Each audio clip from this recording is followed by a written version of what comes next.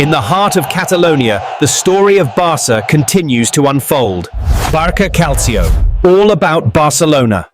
Kalau kamu ngaku fans Barcelona, wajib banget untuk subscribe channel ini ya, agar gak ketinggalan info terbaru. Terima kasih. FC Barcelona tengah berupaya memperkuat skuadnya di bawah arahan Hansi Flick yang berambisi mengembalikan kejayaan klub di La Liga dan Liga Champions. Salah satu sektor yang masih butuh sentuhan baru adalah bek kiri, posisi yang belum sepenuhnya stabil sejak kepergian Jordi Alba. Disinilah nama Nuno Mendes dari Paris Saint-Germain muncul sebagai solusi ideal. Musim 2024-2025 menjadi bukti kematangan Mendes sebagai salah satu bek kiri terbaik Eropa. Berdasarkan data WhoScored dan FBref, pemain asal Portugal ini mencatat rata-rata 2,3 tackle sukses dan 1,6 intercept per laga di Liga 1 dengan akurasi umpan 90,1%.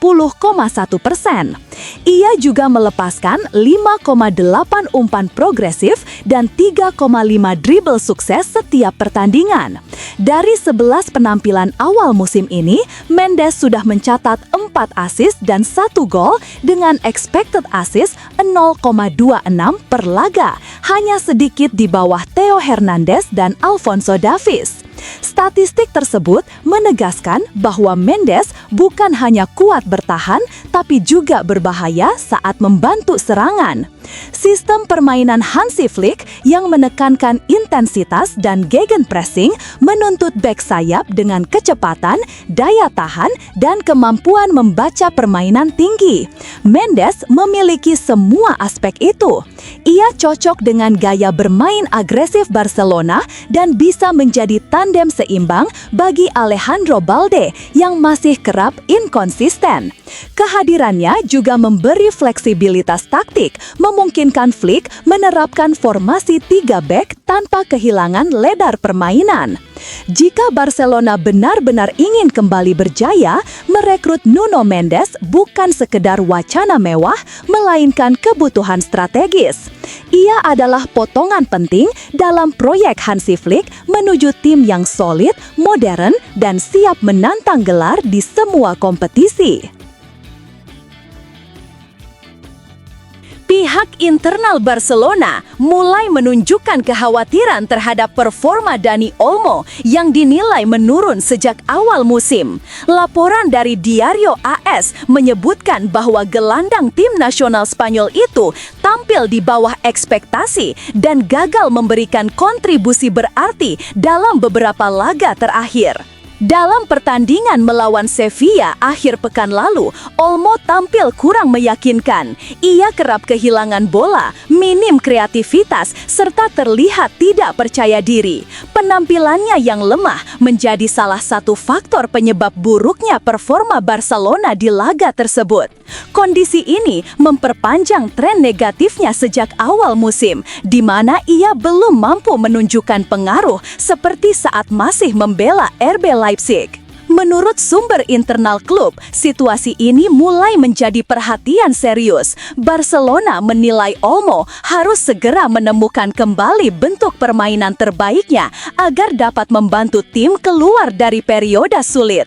Dengan jadwal berat menanti usai jeda internasional, peningkatan performa Olmo dianggap penting bagi keseimbangan lini tengah dan konsistensi permainan tim asuhan Hansi Flick. Barcelona mulai menyiapkan rencana transfer untuk tahun 2026. Tim Hansi Flick kini tertinggal 2 poin dari Real Madrid di La Liga setelah kekalahan dari Sevilla dan PSG. Situasi finansial klub masih ketat, membuat Flick sulit menambah pemain pada bursa musim dingin. Setelah musim panas yang kacau, Barcelona masih harus menyeimbangkan kondisi keuangannya dan baru saja berhasil mendaftarkan Marcus Rashford serta Joan Garcia ke La Liga. Untuk menghindari masalah keuangan pada musim panas 2026, klub mempertimbangkan penjualan besar di Januari. Ronald Araujo disebut sebagai kandidat utama karena mulai kehilangan tempat di tim utama, kalah bersaing dengan Pau Cubarsí, Eric Garcia, dan Andreas Christensen. Meski menolak tawaran pindah musim panas lalu, klausul rilisnya 50 juta euro menarik perhatian Liverpool, Chelsea, Tottenham, dan PSG. Laporan terbaru menyebutkan bahwa transfer tersebut berpotensi terjadi pada bulan Januari dengan harga yang menurun menjadi sekitar 40 juta euro.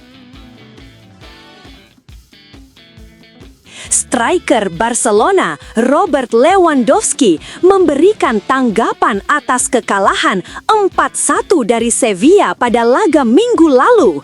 Setelah bergabung dengan tim nasional Polandia untuk menjalani jeda internasional, ia menilai hasil tersebut sebagai pukulan yang menyakitkan bagi skuad asuhan Hansi Flick. Kegagalan dalam mengeksekusi penalti yang berpotensi menyamakan kedudukan menjadi salah satu momen krusial yang mempengaruhi jalannya pertandingan.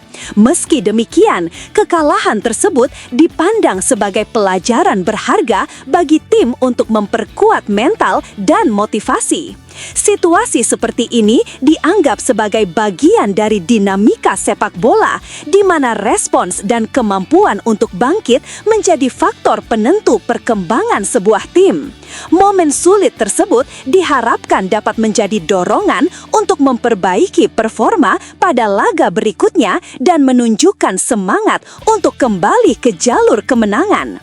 Saat ini, Lewandowski tengah berupaya mengembalikan ketajamannya bersama tim nasional Polandia yang akan menghadapi Selandia Baru dan Lituania dalam laga uji coba serta kualifikasi Piala Dunia.